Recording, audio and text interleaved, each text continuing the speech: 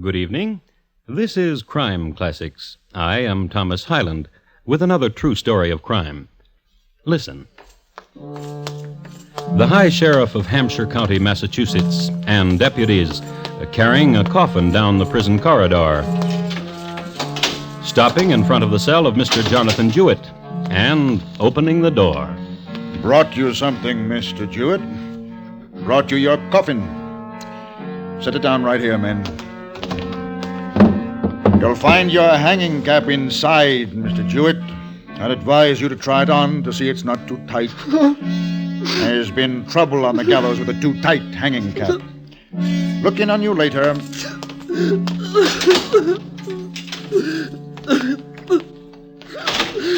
won't hang me! You won't hang me! You won't hang me! Tonight, my report to you on Mr. Jonathon Jewett, how most peculiarly he cheated the hangman. Crime Classics, a series of true crime stories taken from the records and newspapers of every land, from every time.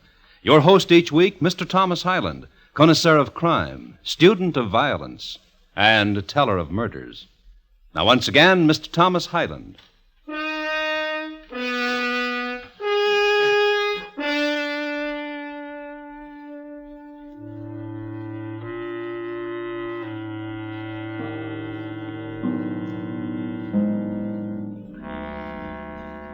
Nobody thought of rehabilitating criminals in 1815. Catch a man who committed a crime, or didn't pay his debts, or was not well enough liked, throw him into the local lockup and forget him. It was no different in Hampshire County, Massachusetts in this era. The jail was bleak and consisted of a series of stone pits of correct moisture content for the growth of a fungus on its surfaces, of good temperature range to permit the flourishing of rats and some invertebrates, of foul nourishment to quicken the descent of man into rot. Now, in a certain pit in this prison called Cell 4, lived three men together. George Bowen, pacing, the caged brute pacing. Isaac Mitchell, humming, motionless, shaggy Isaac, humming. 18, 19, 20, 21. Lee Partridge, counting, doing what he most liked to do, counting the cracks in stone from ceiling to floor. Tableau. Get along, Johnny. Fast. Fast, lad, or I'll drag you, so help me, in a way you won't care for much. Now, get along. I said it, Johnny, and I mean it. Now, here. And get in. Your home it is, Johnny. And don't take to it too nicely, because you won't stay too long.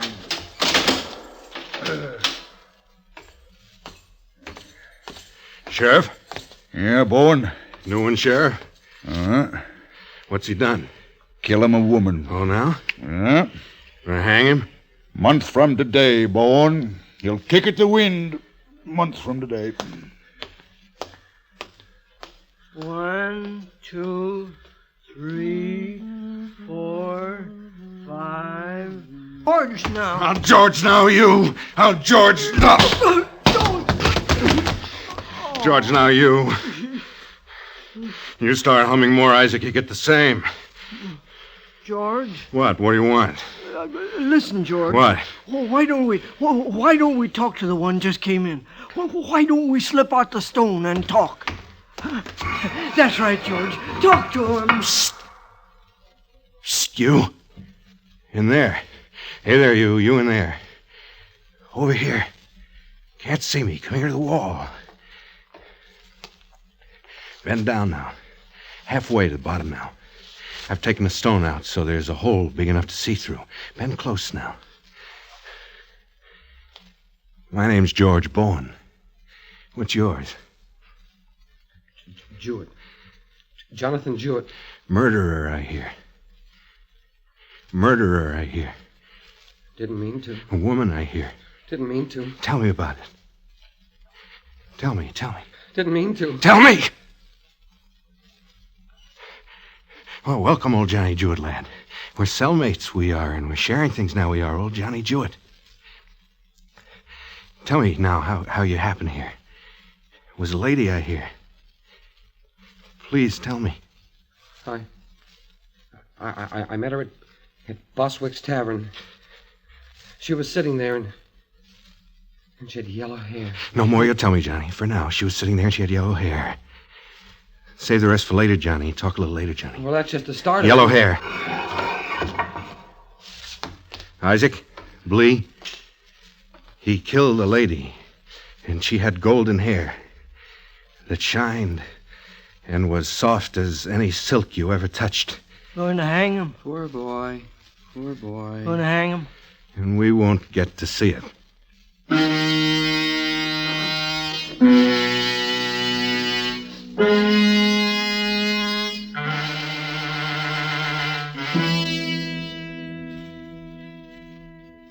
Now, this was one of the biggest frustrations of all. The three friends never got to see anyone hang. The gibbet was outside the north wall of the jail, and so situated they could see nothing. Isaac, who had extraordinary hearing, often claimed he heard the trap door drop, and the three of them would feel then somewhat entertained. And so the days of emptiness spun away, but now, with the arrival of Jonathon Jewett, there was a very pleasant diversion, and this is what it was. George Bowen would pull out the stone. Jewett? Tell me more. Yellow hair and apple cheeks. Tall for a woman and walked easily. And a few hours later... Jewett? Walked easily, and the first time I saw her, she came to me like some floating thing. That was enough for a while. Enough of the story. But one day, you remember... All right.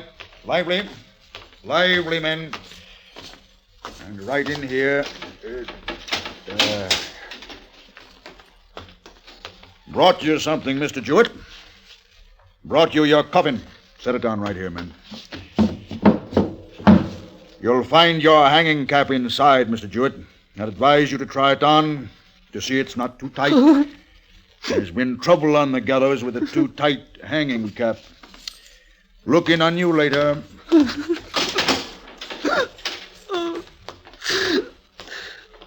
You won't hang me! You won't hang me! You won't hang me!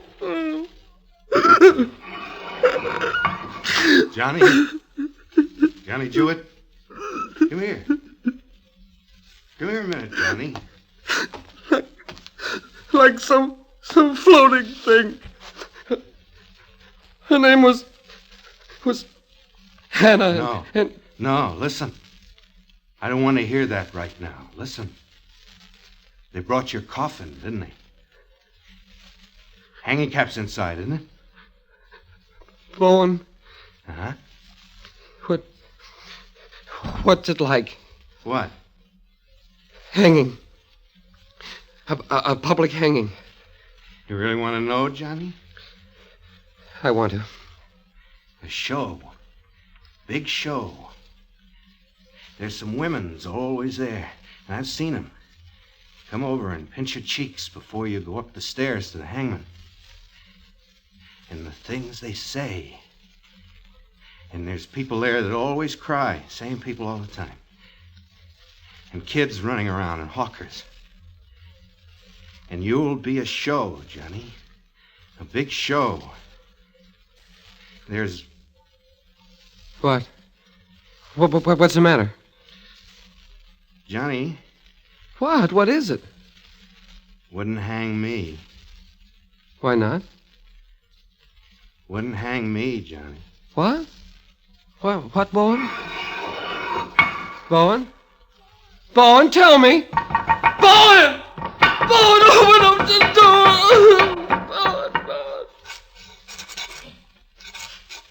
Bowen!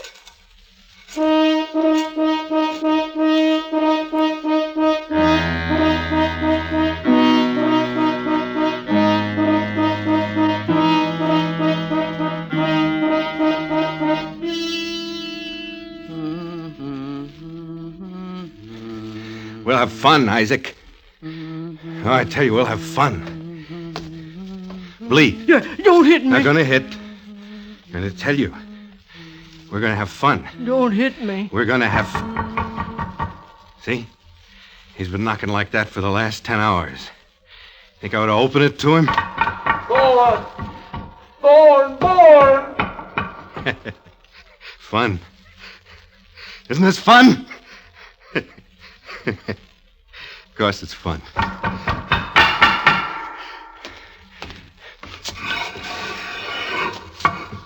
Was you knocking on the wall, Johnny? Please. Please what? Listen, Yeah.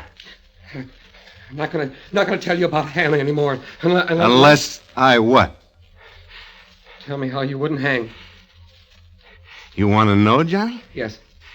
Really want to know, don't you? Yes. Can't stand the thought of those people jeering you to die. Can't stand that, can you? Please tell me. Please. Sure. I'll tell you. Yes? Hang yourself, Johnny. Hang yourself, Johnny.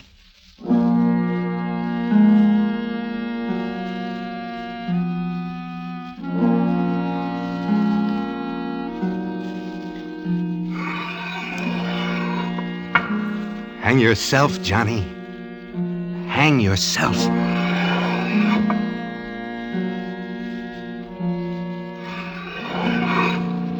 It's easy. It's easy, Johnny.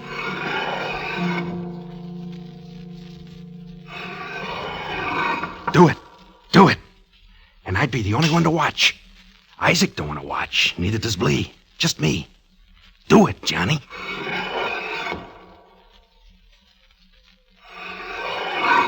Cheat them, Johnny. Cheat the hangman. Cheat the crowd. Oh, do it. Bone? Oh, do it, Johnny. How?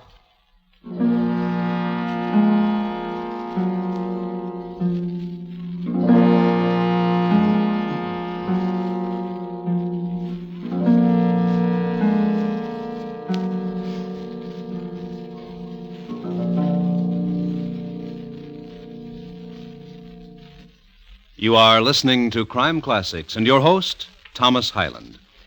Is there a possible connection between a strange ivory monkey and the death of a wealthy oil magnate? Mr. Keene believes so, and sets out to prove his contention in The Case of Murder and the Ivory Monkey, Friday night on CBS Radio. Don't miss Mr. Keene at his exciting best this Friday evening on most of these same stations. And now once again, Thomas Hyland and the second act of Crime Classics, and his report to you on Mr. Jonathon Jewett, how most peculiarly he cheated the hangman.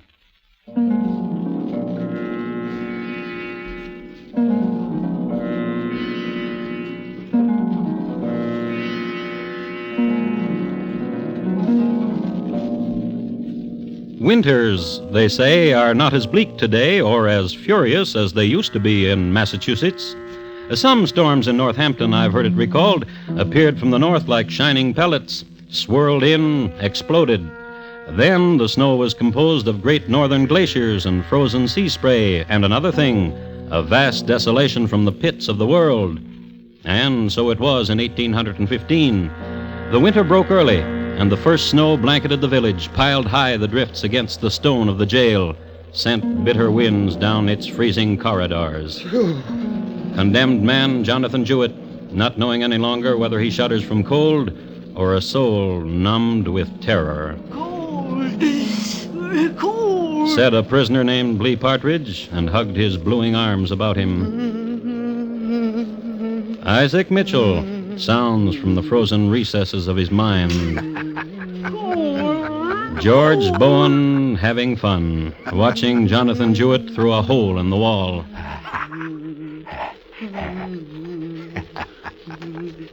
George? George? Yeah? What's he doing? Well. What's he doing, George? Interested, ain't you? Now you're interested. Tell me what he's doing. Staring at his coffin. Now tell me what he's doing. Shivering. What's he doing now? Looking at his coffin. Now? Opening the lid to it. Now? Taking out the hanging cap. What's he doing? What's he doing, George? He's starting to put it on. No! No!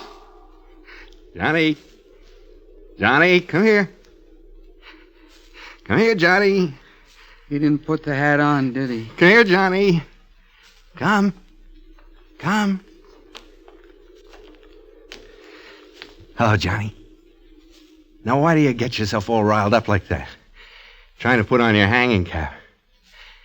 Now, yesterday, you asked me how to hang yourself. So you won't have to go through all this, laddie. And so you won't hang in that freezing and all. How? You going to do it, Johnny? You going to do it? I don't know. I don't know. How? I'm going to help you, Johnny. It's the truth I am. Now, tell me, Johnny. Tell me about the lady you killed. Tell me. Come on. I don't know. I forgot. Oh, now, come on. I don't know. I forgot. Forgot? Let me alone. Let me alone. Let me alone. All right, Johnny boy.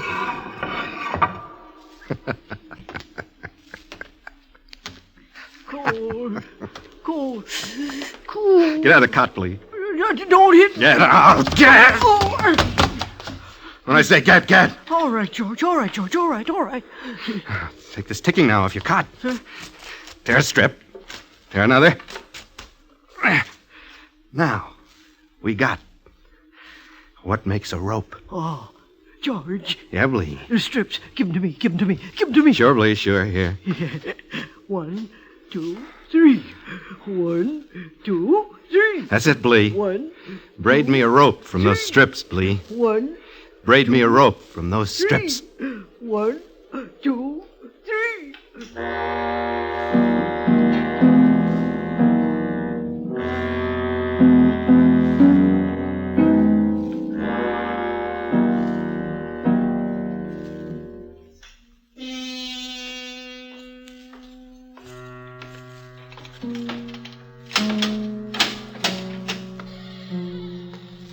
Hello, Mr. Jewett.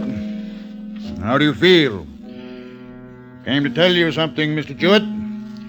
Come Wednesday, there'll be a hanging, and there'll be you. The governor sent word, and he had this to say. No reprieve. So, there's going to be a hanging. Now, I've got to ask you some things, Mr. Jewett, because the law provides that I do. Do you want a man of the cloth, Mr. Jewett? Do you need a man of the cloth? I've seen them come, Mr. Jewett, and I've seen them go, and I've got to tell you this. Those that ask for the men of the cloth seem better fit for what's going to happen to them, the hanging of them, that is. So if you want a fellow come up and preach to you, talk to you, you just say the word. Now, I got to ask you this. The hanging cap, when you tried it on, was it too tight? Was it too snug, Mr. Jewett? Can you breathe all right, I'd like to know. And the coffin ain't too narrow, is it? Seeing as you're a smallish man and all, but it ain't too narrow, is it? Now, something else, too. How you're to behave. There's always a kind of woman comes, come shine, come rain, come snow, a kind that's always there, a toucher, a walker over, to pluck your sleeve or pinch your cheek. You pay her no mind, but look ahead, and whatever else comes in front of you or alongside to distract you, pay it no mind. And pay the jeers no mind, or the weeping, but mount the steps. Now, listen, Mr. Jewett, if you've got a little something, $1 or $2 or $3, I'll be glad to see the hangman gets it, and he'll treat you prettily. Tie the rope just right, and adjust just right, and drop you good, straight, and true, and not make you wait too long a time. Think it all over. I'll return again tomorrow.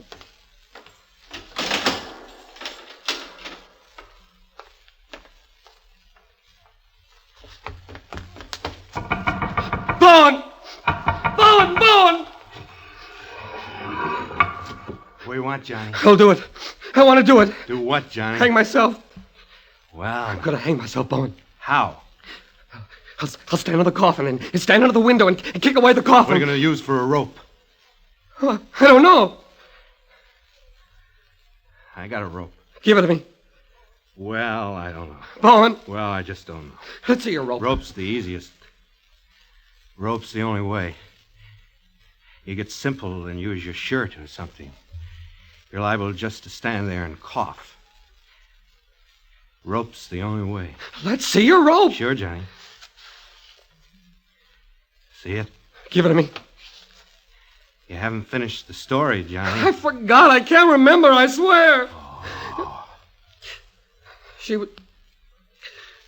She was very homely, and I was very lonely, and she stole from me. Shut up, Johnny. Here's the rope.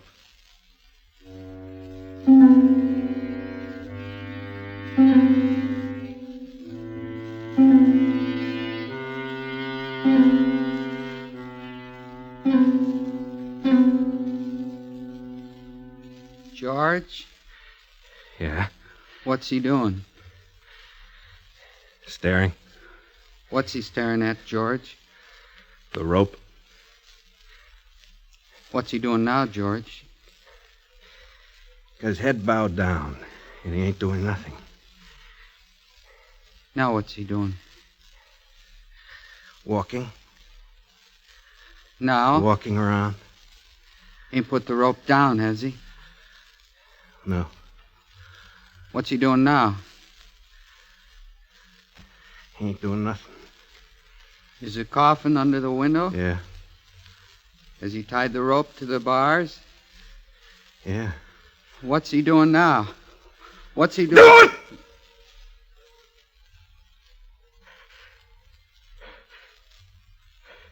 That's it. That's it, Johnny. That's it. George? Is he? Yep. Yep.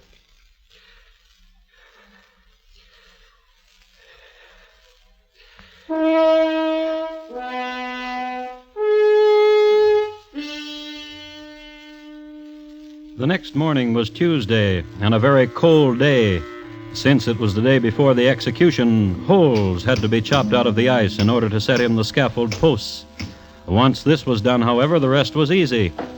A simple platform at the top of 13 steps, and a primitive but often adequate spring mechanism as a trap door. Having given the workmen any special instructions they may have needed, the sheriff re-entered the prison and walked to Mr. Jewett's cell to inform him what all the hammering had been about.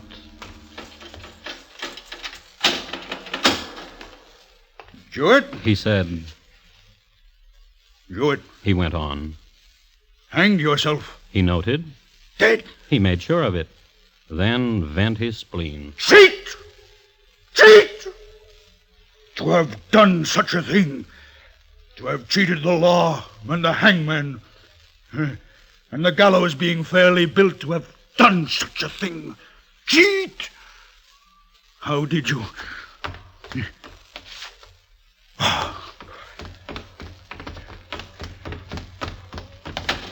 Bowen! Come here, Bowen! You killed him, didn't you? Killed who? Jonathon Jewett. Killed him? Gave him a rope. He's hanging with strips of bedding, and his bedding ain't touched. Must be you made him a rope. I ain't killing him, Sheriff. Giving a man a rope. What did you do to him? Now look for yourself, Sheriff. That stone wall between us. What could I do but talk to him? You talked him into doing it, then? You were saying that? Just told him how it is to get hanged in public. No way for a man to die. Is it a way for a man to die, Sheriff? You gave him rope and you told him what to do. You know what that makes you, Bowen? What? A murderer. Same's as if you slipped a knife into him. That's what you are. A murderer.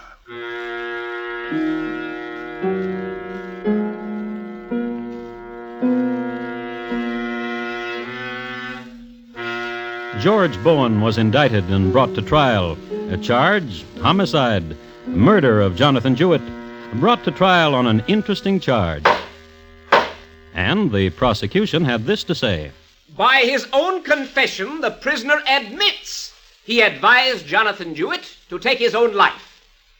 And a man who advises death, I say, is a principal in murder. No other causes incited Jewett to destroy himself. No other causes but the advice of the defendant. The living instrument of a murder is a murderer and must himself die. I charge the jury to find this man guilty. And the defense had this to say. I say that the defendant is perhaps guilty of being accessory to murder, but this is not the charge here. The charge is murder. And while I do not stand here to justify his crime, I say to you, if you convict him as charged, you yourselves are guilty of murder under the existing form of law. And the jury foreman had this to say. Not guilty. So Bowen was returned to his cell. A certain pit in Northampton, Massachusetts prison called Cell 4. 43, 44, 45, 46, 47.